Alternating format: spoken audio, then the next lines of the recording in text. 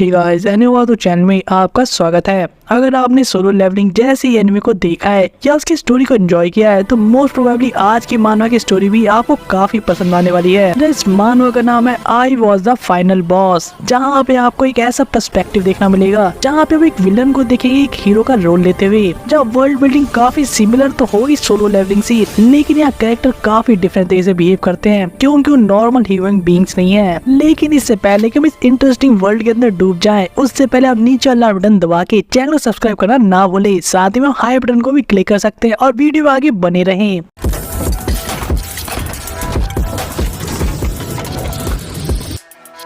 Chapter की starting final boss की perspective से होती है, जहाँ वो बता रहा था कि कैसे जो दुनिया है काफी डिफरेंट तरीके की खिलौनों से भरी पड़ी है। जब एक नाइट को भी देखते अपनी स्वॉर्ड को हाथ में लेकर कुछ ऐसी चीजें बोलते हुए, जहाँ पे वो काफी ज्यादा राइटियस लग रहा था, यानी कि जो न्याय भरे काम करता है, और यहाँ पे वो एक इविल को खत्म करने आया था, यानी कि फाइनल बॉस को। लेकिन हम देख पाते हैं कि जो फाइनल बॉस है यानी कि मेन विलन, उसका कहना था कि इससे पहले अपनी बात को और पर्सपेक्टिव को कंटिन्यू करे, उसे इसको निपटा देना चाहिए। जहाँ होता भी कुछ ऐसा ही है, वहीं आगे हम कंटिन्यू करते इस विलन के पर्सपेक्टिव को लेकर, जहाँ बताता है कि कैसे जस्ट अभी एक बास्टर्ड को उसके पास भेज दिया जिसने उसे बनाया था, और वो वहीं जाकर अब प्रे कर सकता है। वहीं अब हम एक दूसरे बूढ़े से आदमी को देखते हैं जो कि अपनी स्वॉर्ड लेकर यहाँ पर आया था। अपनी घड़ी को देखते हुए कह रहा था कि कैसे उसका टाइम काफी कम है, उसकी वाइफ जिससे वो बहुत प्यार करता है उसका वेट कर रही है, और आज उनकी वेडिंग एनिवर्सरी भी है, इसलिए बिना टाइम वेस्ट किए इस फाइनल बॉस को निपटाने के लिए आया है। लेकिन अगली पैनल में हमें देखने को मिलता है कि ये पर्सन ही बहुत ही गंदी मौत मार गया फाइनल बॉस के हाथों। जहाँ भी ये बॉस यही बात कह के हंस भी रहा था कि तुम्हारी आज वेडिंग एनिवर्सरी नहीं बल्कि तुम्हारा फ्यूनरल है और आज तुम्हारे घर में मातम मनाया जाएगा। वही अब हम एक छोटी सी बच्ची को देखते हैं जिसको देखकर यहाँ फाइनल बॉस के मन में आता है कि कितनी अडोरेबल टॉय है।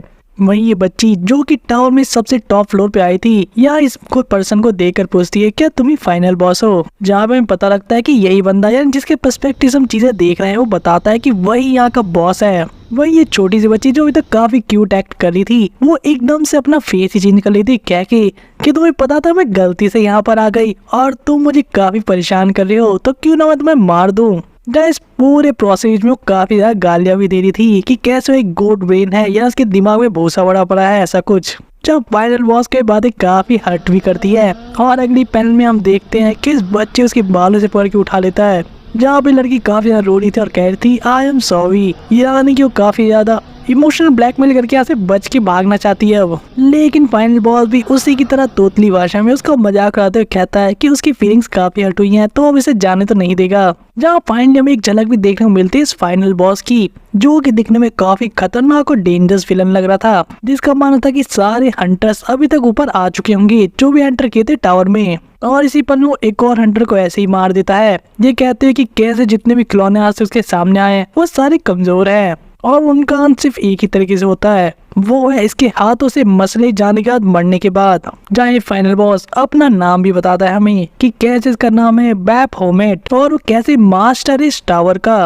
और उसका काम है यहाँ आने वाले सारे खिलौने की क्वालिटीज को जज करना और उन्हें अप्रेज करना। जहाँ एक पूरा लुक भी दिखाया जाता है इसके थ्रोन पे बैठे हुए, जो काफी ज्यादा कूल लग रहा था। जहाँ हमें पता लगता है कैसे जो फाइनल बॉस है इसे काफी पसंद है ये टाइम जहाँ पे काफी सारे खिलौने से आके विजिट करते हैं, और हमेशा सेम टाइम पे काफी ज्यादा दुख भी देते हैं क्योंकि सारे खिलौने ब्रोकन हैं। जहां हम एक और नए हंटर की बॉडी को इस विलन के हाथों में देखते हैं, वहीं पे हम बैपहोमेट को देखते हैं कि कैसे जिस रूम के अंदर बैठा था उसकी डोर के बाहर वो नहीं जा सकता, और उसे पूरी तरह से निषेध किया गया उस वर्ल्ड में जाने से जहां से सारे टॉयज यानी कि हंटर्स आते हैं उससे लड़ने के लिए, और उसे हमेशा इंतजार करना पड़ता है कि कोई ना कोई उसके सामने आए उसे एंटरटेन करने के लिए। और उस पूरे वेटिंग पीरियड में इसे समझ नहीं आता कि भले टाइम पास कैसे करे, इसका दिमाग खराब हो जाता है बोरियत भरे कारण की वजह से। ऑब्वियसली अगर सेम चीज काफी लंबे समय से किसी के साथ भी होगी तो किसी का भी दिमाग खराब हो सकता है। जहाँ इस फाइनल बॉस का दिमाग भी सटक चुका है, जहाँ वो काफी गुस्सा है और अपनी फ्रस्ट्रेशन दीवार पे पंचेस मार के निकालता है कि आखिर वो अकेला ऐसा क्यों है जो यहाँ पे फंसा हुआ है। और तभी उसे एक आवाज सुनाई देती है, काफी अजीब सी आवाज, और नोटिस करता है कि जमीन पे कोई अजीब सी चीज पड़ी है। जहाँ हम नोटिस कर पाती है एक मोबाइल फोन है जो कि मोस्ट प्रोबेबली किसी खिलौने को बिलोंग करता था, यानी किसी हंटर को। वही होमेट को यानी कि बाप बाप होमेट को एक काफी अच्छा आइडिया आता है। वहीं अगले पल हम देखते एक और न्यू हंटर को आते जो काफी खुश था कि कैसे फाइनली टॉप फ्लोर पे पहुंच गए इस टावर को क्लियर करने के लिए। जहाँ हम इस हंटर को फुल ऑफ कॉन्फिडेंस देखते हैं, जहाँ स्माइल करता हुआ कह रहा था कि क्या तुम ही यहाँ के बॉस हो, मैं तुम्हें हराने वाला हूँ अभी से और काफी फेमस भी होने वाला हूँ। लेकिन अगले पल आप लोग रिजल्ट देख ही सकते हैं इस बंदे के फेस से कि क्या हुआ होगा।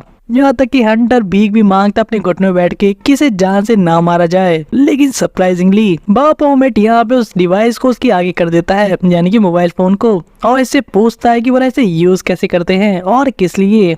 ऑब्वियसली इस बंदे की क्यूरियोसिटी ये चीज जानने के लिए उसे परेशान करके रखी थी, क्योंकि वो बोर होता था यहाँ पे इतना। जहाँ हंटर थोड़ा सा खुश हो जाता है कि इसकी जान तो एक्चुअली बच गई। वो बताता है कैसे ये जो स्मार्टफोन है इसको ओपन करने के लिए फेस आईडी की जरूरत होगी। जहाँ पे फाइनल बॉस उस चेहरे का भी यानी कि फेस का भी इंतजाम कर देता है, जो कि पास ही पड़ी बॉडी से उखाड़ के वो लाया था। वही हंटर अब बाप होमेट को मोबाइल के सारे फीचर समझाता है कि कैसे कैमरा है और कौन सी दूसरी चीजें फोन के अंदर, कैसे कैमरे के अंदर काफी प्रीशियस मोमेंट्स को लिया जा सकता है। जब हम एक सेल्फी भी इन्हें लेते हुए देखते हैं, ये कहते हैं कि फ्रेंड्स फॉरएवर है। वो इस पॉइंट से बाप होमेट के दिमाग में एक नई क्यूरियोसिटी जाग जाती है उस वर्ल्ड को लेकर जहाँ से टॉयज आते हैं, यानी कि हंटर आखिर दुनिया कैसी है, वहाँ पे इतनी सारी चीजें करने के लिए। जहाँ इस पूरे फ्री टाइम उस हंटर को अलग अलग चीजें दिखाते हुए देखते हैं, जो गाना भी चला के दिखाता है कि कैसे वो सॉन्ग काफी फेमस है आउटर वर्ल्ड में। और इन्हीं सब चीजों में जब बाप होमेट काफी बिजी था, हम इस हंटर को चुपके से अपनी शॉट उठाते हुए देखते हैं। लेकिन इससे पहले ये हंटर पीछे से अटैक करता बाप होमेट बिना उसकी तरफ देखे भी उसे एक ही हाथ से निपटा देता है, क्योंकि उसे तो फोन में मजा आ रहा था, उसको भी एडिक्शन हो गई थी ठीक आप ही की तरह,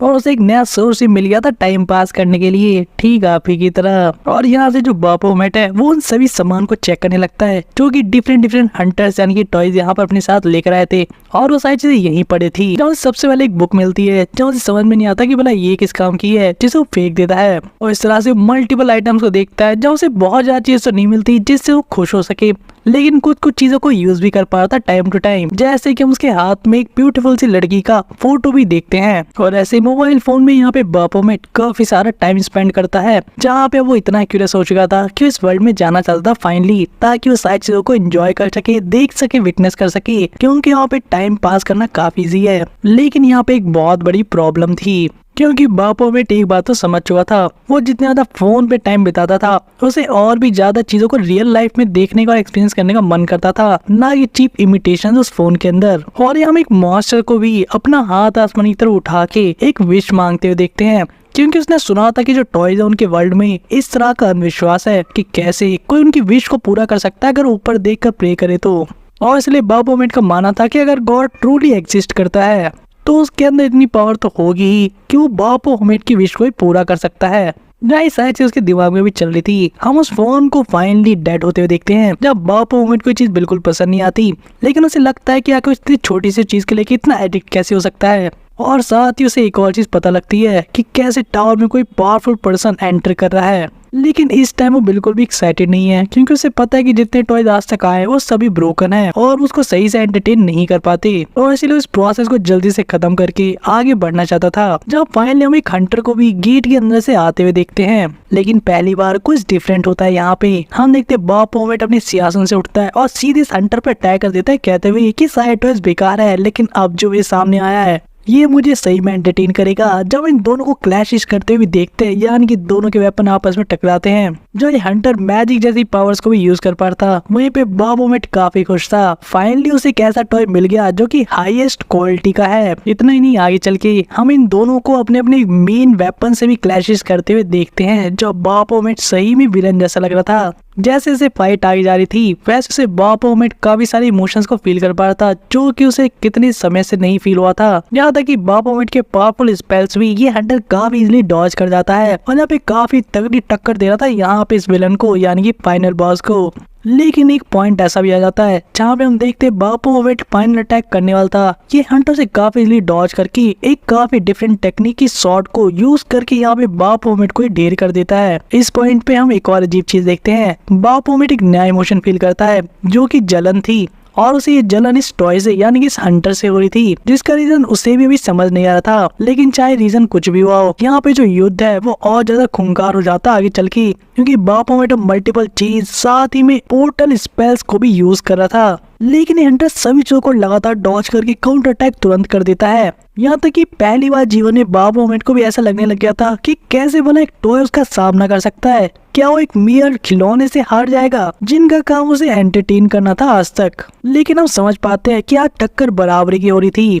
यहाँ तक कि बाब मोमेंट एक पल में काफी सारे मल्टीपल वेपन पोर्टल से समन भी कर लेता उस हंटर को रन डाउन करने के लिए। ये सोचते कि वो रूलर है एकमात्र इस पूरे टावर का, यानी कि फाइनल बॉस। लेकिन एंडर काफी स्किल्ड होता है, जहाँ पे हम देखते हैं कि उन सभी चीजों को अपने शॉर्ट स्लैशेस से अटैक करके एनकाउंटर कर लेता है। वही काफी अजीब चीज भी होती है बाब मोमेंट के साथ, जहाँ वो सोच रहा था अपने मन में कि कैसे वो सुप्रीम है, लेकिन एक काफी अजीब सी चीज या फिगर उसके कानों आगे धीरे से बोलती है कि चाहे तुम सुप्रीम ही क्यों ना हो, लेकिन तुम यहाँ पे फंसे हुए हो, हमेशा से ट्रैप्ड। वही वो हंटर अपने ऑरा फ्लेम्स का यूज करके यहाँ पे बाब मोमेंट के ऊपर एक फेटल स्ट्राइक करने वाला था। और दूसरी तरफ बाब मोमेंट अपनी एबिलिटीज का क्वेश्चन कर रहा था इस पॉइंट पे कि कैसे टॉय से हरा सकता है, ये ऐसा क्या उसे हरा चुका है। यहाँ तक कि हम बाब मोमेंट की कुछ बॉडी पार्ट्स को भी कटते हुए देखते हैं इस पॉइंट पर उन सारे हंटर के अटैक की वजह से। और यहाँ पहली बार बाब मोमेंट ये चीज एडमिट करता है कि उसके सामने जो चीज खड़ी है वो कोई खिलौना या टॉय नहीं उसे एंटरटेन करने के लिए, बल्कि वो एक ह्यूमन है, एक फ्री और स्ट्रॉन्ग ह्यूमन। और उसके अंदर भी चाहत जाग चुकी है कि वो भी ऐसा ही बने, इस जगह को छोड़ के एक फ्री और पावरफुल ह्यूमन, जो कि इसकी लास्ट वर्ड थी मरने से ठीक पहले। और जिस पल यहाँ पे बाब मोमेंट की आंखें फाइनली बंद होने वाली थी, यानी कि वो अपनी आंखें सांसें गिन रहा था, उसकी आंखों के सामने एक नोटिफिकेशन आती है अजीब सी, जिसमें लिखा था कि उसका पहला मिशन चालू हो चुका है, जहाँ उसे रेवन द स्पेशल हंटर को मार के इस मिशन को पूरा करना होगा, जहाँ रिवॉर्ड में उसकी डीपेस्ट डिजायर यानी कि उसकी सबसे गहरी इच्छा पूरी कर दी जाएगी। जहाँ सेम टाइम पे वो हंटर अपनी शॉट को बाब मोमेंट की बॉडी के आर पार कर चुका था ऑलरेडी। वहीं दूसरे टावर के पर्सपेक्टिव से भी दिखाया जाता है कि कैसे जो यहाँ का फाइनल बॉस है वो मारा जा चुका है। ये टावर अब बहुत ही जल्दी क्लियर होने वाला है, जैसे कि आपने सोल लेवलिंग में भी देखा था नोटिफिकेशन आते हुए, ठीक कुछ वैसा ही। जब हम बाब मोमेंट को जमीन पे गिरे हुए देखते हैं, जिसकी आंखें बस अब बंद ही होने वाली थी और ये हंटर इस टावर को छोड़ के जाने वाला था बाहर। लेकिन सडनली वहाँ पे एक बहुत बड़ा ब्लास्ट होता है और हम इस वर्ल्ड के बाहर की जगह को भी देख पाते हैं, जहाँ पे एक बहुत बड़ी जेसीबी मशीन और कुछ वर्कर को देखते हैं जिनको एक बॉडी मिली थी। और ऐसे एक के बाद एक और काफी सारी बॉडीज मिलती है इस लोकेशन पे, जहाँ पे एक दूसरा वर्कर परेशान था कि इस एबिसमल टावर को खत्म करने के लिए, कंप्लीट करने के लिए कितने सारे हंटर्स ने अपनी जान गंवाई है। लेकिन इसी बीच इनका ध्यान एक अजीब से ह्यूमन पे जाता है, जो कि दूर खड़ी इस दुनिया को देख रहा था। और उन्हें लगता है कि फाइनली कोई हंटर सरवाइव कर पाए इस टावर में। जो पीछे से आवाज भी लगाते हैं, वहीं पे हम इस ह्यूमन बीइंग को भी देख पाते हैं, जहाँ पे हमें काफी अजीब लगता है सुनकर कि कैसे ह्यूमन बीइंग का मानना था कि कुछ देर पहले मर चुका था डेफिनेटली। और अब हमें दिखाया जाता है कि बाब मोमेंट के लास्ट मोमेंट्स में हुआ क्या था एक्चुअल में। और यहाँ हम देखते हैं कि बाब मोमेंट मरने के बाद भी वापस से उठ खड़ा होता है किसी भी तरीके से, जहाँ पे हंटर अपनी फ्लेम का यूज करता है उसे वापस से खत्म करने के लिए। लेकिन उसकी बॉडी जलने के साथ भी खत्म होने से पहले अपने हाथ को इस हंटर के आर पार कर देता है, यहाँ तक कि उसके हार्ट को भी क्रश करते हुए देखते हैं बाब मोमेंट को अपने हाथों से। और यहाँ हमें पता लगता है कि जो ह्यूमन बीइंग आपके सामने खड़ा है ये कोई और नहीं बल्कि खुद बाब मोमेंट द फाइनल बॉस है, जो कि सरवाइव किया अपने सबसे बड़े एनिमी को हराकर। वहीं पे वर्ल्ड में यानी कि बाहर की दुनिया में वर्कर इस बंदे से यानी कि बाब मोमेंट से पूछे थे कि क्या वो हंटर है, वो सरवाइव कैसे किया, उसका नाम क्या भला। जहाँ पे हमें पता लगता है कि वो क्वेस्ट कंप्लीट हो चुका था और उसकी डीपेस्ट डिजायर पूरी हो चुकी है, यानी कि बाब मोमेंट जो कि एक विलन था, एक मॉन्स्टर था, एक डेविल था, उसको एक ह्यूमन बीइंग बना दिया गया है। और वो आजाद है इंसानों की दुनिया में सभी चीजों को एक्सपीरियंस करने के लिए फाइनली, जहाँ वो अपना नाम बाब मोमेंट ही बताता है इन वर्कर्स को, जहाँ अपनी इस पूरी बॉडी को यानी ह्यूमन बीइंग की बॉडी को देखकर खुश हो रहा था।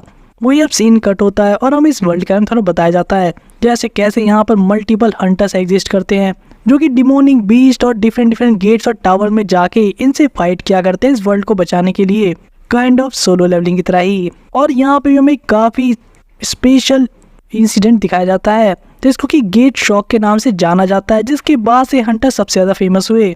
इस इंसिडेंट के अंदर एक ऐसा फिनोमिना हुआ था जहाँ पे जितने डिमोनिक बीस्ट थे उन सभी टावर और गेट से बाहर आने लगते हैं, क्योंकि जिस टावर के अंदर पहले डिमोनिक बीस्ट थे उसे किसी ने भी क्लियर नहीं किया था बहुत लंबे समय से।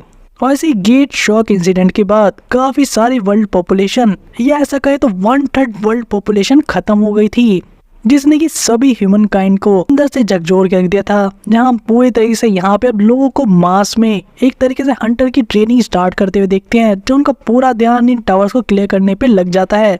और वो इस पूरी सीन में बाप ओमेट इसे फिट होता है कि वो एक ऐसी जगह का रोलर था जिस टावर को एबिसमल टावर के नाम से जाना जाता है, जिसने कि सबसे ज्यादा हंटर्स को मारा है पूरे वर्ल्ड में।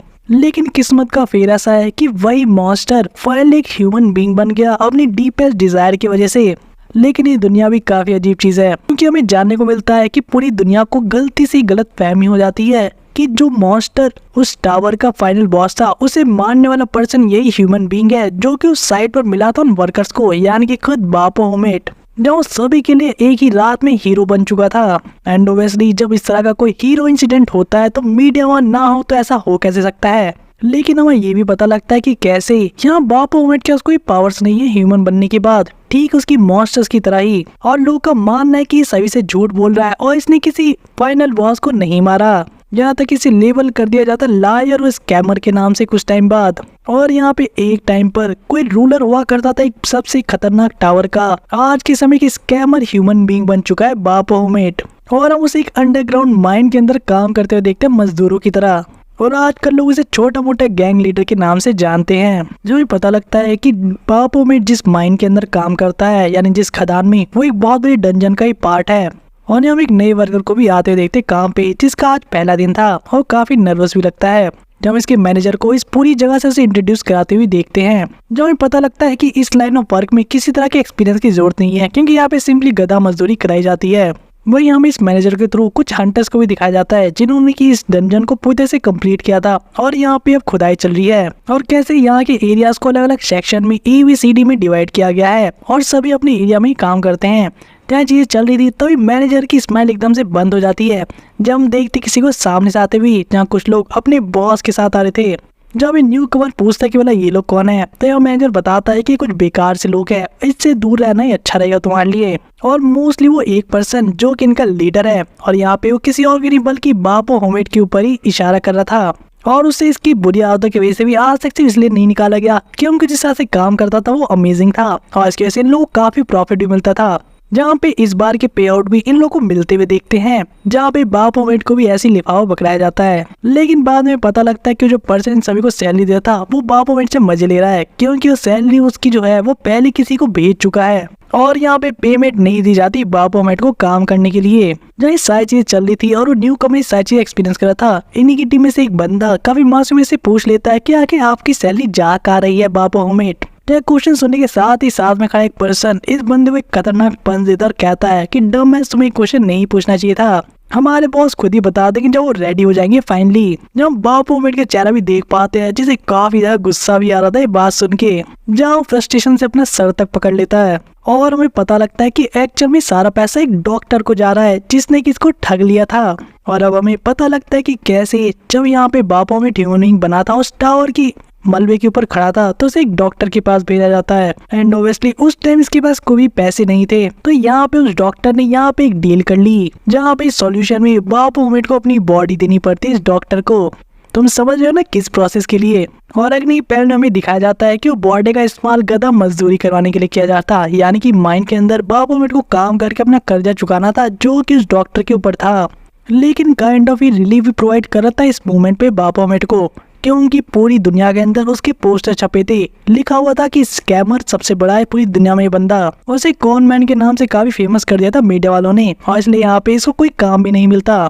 कुछ लोग इसका मजाक उड़ाते थे और कुछ लोग इससे सीक्रेट पूछते थे किस तरह से अपने आप को बदनाम करके फेमस कैसे हुआ जाता है। लेकिन कुछ ह्यूमन बीइंग ऐसे थे जो कि इसके आसपास चिपक गए और उसे हमेशा परेशान करते रहते थे आगे पीछे घूमकर। और ये वो पॉइंट था जब बापोमेट को फाइनली फील हो पाता है कि किसी को जब स्कैमर कहा जाता तो कितना बुरा लगता है। और ये बापोमेट ने सभी की बहुत बजाई थी, यानी इनको बहुत पिला था और इनको समझाया था कि किसी के इमोशंस को हर्ट नहीं करना चाहिए। जहाँ एक के बाद ऐसे ही स्ट्रॉन्ग लोग उससे पंगे लेते रहे और उस सभी को जमीन में बिछा देता था एक ही पंच के अंदर। और एक टाइम ऐसा आ गया कि इस तरह के स्ट्रॉन्ग बदमाश लोग उसके आसपास गैंग बना के खुद ही रहने लगे और उसे अपना बॉस बना लिया। लेकिन फिर भी वो खुश नहीं था, क्योंकि उसने ये सब सोच के तो टावर से बाहर आने का सोचा नहीं था। जैसे सारी बैक स्टोरी चल रही थी, इसी पॉइंट पे हम डेंजर में एकदम से एक मॉन्स्टर को पेन होते हुए देखते हैं जो उसी न्यू कमर के ऊपर अटैक कर देता है। लेकिन वो दोनों हंटर डुओ जिनको हमने थोड़ी देर पहले देखा था यहाँ पे, वो इस मॉन्स्टर को मार कर इसे बचा लेते हैं। और बाप मूवमेंट ने भी चीज विटनेस की थी और वो सोच रहा था कि मुझे यही एबिलिटी चाहिए, यानी कि कुछ नॉर्मल से वीक ह्यूमंस को पीटने की नहीं बल्कि बड़े बड़े मॉन्स्टर्स को हराने की, जैसे कि उसने उस हंटर के अंदर भी फील किया था। लेकिन उसे रीजन नहीं पता था कि उसकी पावर्स कहाँ चली गई। शायद ह्यूमन बनने के बाद उसकी पावर खत्म हो गई मॉन्स्टर्स की, और ये चीज उसे काफी ज्यादा पेन दे रही थी क्योंकि वो एक स्ट्रॉन्ग ह्यूमन बनना चाहता था उस हंटर की तरह, ना कि एक वीक पैथेटिक ह्यूमन बीइंग जिसको गधा मजदूरी करनी पड़े। वही हम बाप उमेद के अब ग्रुप में से कुछ लोगों को देखते सुनते हुए कि कैसे कन्वर्सेशन के थ्रू बताते हैं कि यहाँ पे बाप उमेद भी काफी इंप्रेसिव है और वो बहुत ज्यादा डिफरेंट नहीं है हंटर से, क्योंकि वो लोग सिर्फ अवेकन हुए इसलिए उनके पास पावर्स है। लेकिन बाप मूवमेंट को पता था कि एक रियल हंटर की पावर क्या होती है। उसने खुद विटनेस किया था मरने से पहले, या ऐसा कहे इस नई बॉडी को पाने से पहले। वे मोटे से वर्कर को भी देखते जो बताता है कि कैसे इस वर्ल्ड के अंदर जो हंटर है वो काफी मोटा पैसा कमाते हैं, जो भी डीमन क्रिस्टल इन माइन से और दूसरी जगह से एक्सट्रैक्ट करते हैं अपनी एक्सपीडिशंस और रेट्स के दौरान। यहाँ तक कि बहुत लोगों को ऐसा ही मानना है कि काफी तगड़े जो हंटर्स होते हैं उनके पास बड़े बड़े पेंट हाउस, कोठी और ऐसी ऐसी चीजें रहने के लिए होती है जो कि आज के बिलियनर भी बहुत ज्यादा जल्दी अफोर्ड नहीं कर पाते। जब बाप ओवेट जब इन सब चीजों की बातें सुनता है तो उसे लगता है कि टावर की तरह किसी घर में बड़ी सी कोठी में रहने में कौन सी बड़ी बात है, वो भी तो ऐसी रहा करता था। वही बाकी कुछ और वर्कर को हम यहाँ पे काफी ज्यादा उल्टी सीधी बातें बोलते हुए देखते हैं, जहाँ पे वो इस बात से या फैक्ट से चिढ़ते थे कि हंटर्स के पास फ्री में पैसा आता है क्योंकि बस वो अवेकन हो गए लकी होने की वजह से, और वो कोई मेहनत वगैरह नहीं करते। और इसी तरह से चीजें आगे बढ़ती रहती है और एक बंदा पूछ लेता है कि मतलब बाप मोमेंट इतना स्माइल क्यों कर रहा है। ये बंदा बहाना मार देता है कि क्योंकि ये बंदे काफी फनी है इसलिए। लेकिन मूड लाइट तभी हो जाता है सभी का जब ये सब लोग पूछने लगते हैं कि सबसे ज्यादा फनी कौन लगा यहाँ पे, और ये बाप मोमेंट को वापस एक नया इमोशन फील होता है और वो फीलिंग थी जॉय की, यानी कि खुशी की, और वो चीज अब वो बिना किसी टॉय को मारे भी फील कर सकता है। वही अब एक न्यू मेंबर ये सवाल पूछ लेता है क्या यहाँ पे इसका कोई नाम नहीं है, यानी इनके बॉस का। या बाप मोमेंट जवाब देता है कि कैसे अपने नाम को अब यूज नहीं करता और इसीलिए लोग उसे बॉस कह के बुलाते हैं यहाँ पर। ये बंदा बहुत भी इम्प्रेस हो जाता है कह के कि कैसे उसकी जो बैक स्टोरी बिल्कुल मिस्ट्री है। लेकिन साथ ही वो ये भी सजेस्ट करता है कि क्यों ना बाप मोमेंट उसका नाम यूज करे। उसके पैसे ने काफी ज्यादा टाइम बर्बाद किया था, सोच समझ के उसका नाम रखा था, लेकिन ये बंदा अपने जीवन से इस तरह के काम नहीं कर रहा कि उस नाम के बराबर कुछ कर सके।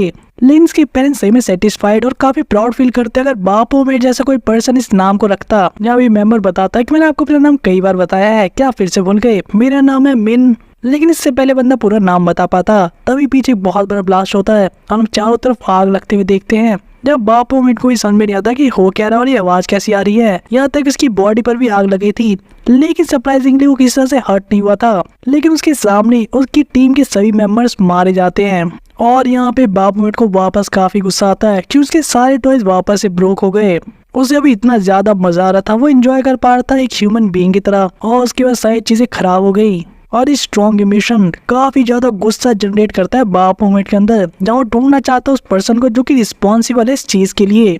जहाँ ये चीजें चल रही थी हम वहाँ पे काफी मिस्टीरियस एंटिटी को भी देखते हैं जो काफी ग्लो कर रही थी। वही सीन शिफ्ट होता है और हम देखते हैं दोनों सी क्लास हंटर्स को जिनके सामने एक अजीब सा पर्सन खड़ा था, और हमें पता लगता है कि जो भी पर्सन है कोई बहुत तगड़ा क्रिमिनल है जो कि हंटर्स को हंट करने आया है। और इस तरह के लोगों को या हंटर्स को स्कैवेंजर्स के नाम से जाना जाता है। और हमें इन्हीं हंटर्स के थ्रू पता लगता है कि कैसे ये स्कैवेंजर्स ऐसे लोग या ऑर्गेनाइजेशन या हंटर्स होते हैं जो कि दूसरे हंटर्स के ऊपर अटैक करते हैं मूवमेंट मिलने पर, और उन्हें अंदर ही टावर के या डंजन के मारकर उनके सारे सामान आइटम्स को स्टील कर लेते हैं, यानी कि चुरा लेते हैं। और यार रिवील होता है जो न्यू कमर भी आया था जिसको आपने स्टोरी के स्टार्टिंग में देखा था, मैं इसको हर चीज में इंट्रोड्यूस कराते हुए, वो बंदा एक स्कैवेंजर था जो कि अब भेष बदल के आया था।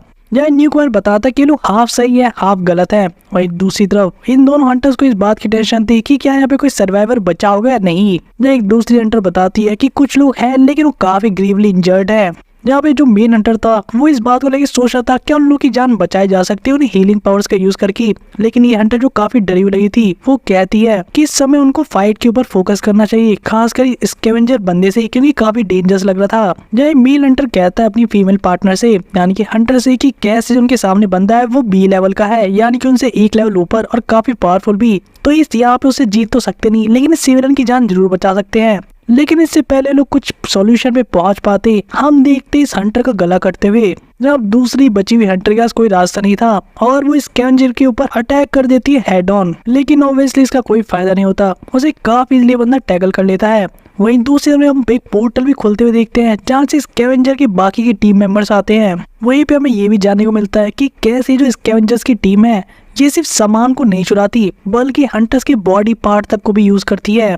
और यहाँ पे इस बंदे ने स्पेसिफिकली जानबूझकर इस हंटर को नहीं मारा क्योंकि एक फीमेल हंटर है, इसको ये लोग बेचना चाहते हैं।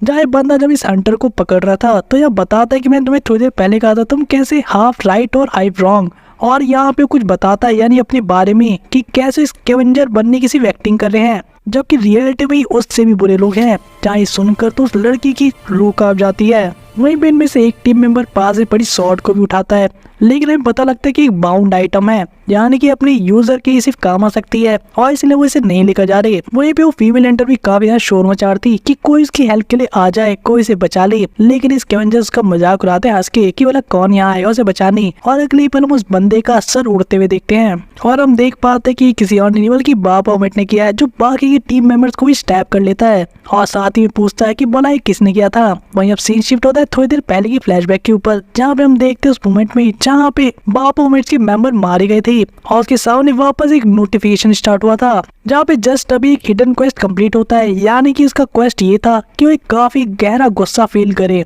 किसी दूसरे ह्यूमन बीइंग को लेकर और उसके रिवॉर्ड में उसे वो पावर मिलेगी जो डिजायर करता है। और प्रेजेंट में यहाँ पर बाप ओमेट करा अपनी पावर के साथ जहाँ पूछ रहा है इन विलन से कि आखिर किसने मेरे टॉय को तोड़ दिया। और इसी पॉइंट पे आज की वीडियो को भी यहीं ओवर करते हैं जहाँ आप इस नए वर्ल्ड को तो देख ही पाए जो सोल लेवलिंग से काफी सिमिलर तो है लेकिन काफी डार्क और डिफरेंट पर्सपेक्टिव से फॉलो किया गया है। जहाँ पे हीरो मेन फाइनल बॉस था एक टाइम पर टावर के अंदर जो एक नॉर्मल ह्यूमन बीइंग से इसलिए बना ताकि वो चीजों को एक्सपीरियंस कर पाए, लेकिन उसकी पावर्स खत्म हो चुकी हैं। या एग्जैक्टली ऐसा कहे उसे धीरे धीरे वो पावर्स मिल रही हैं एक सिस्टम के थ्रू जहाँ पे शायद वो भी लेवल अप कर पाएगा ठीक सांग जिन्हो की तरह।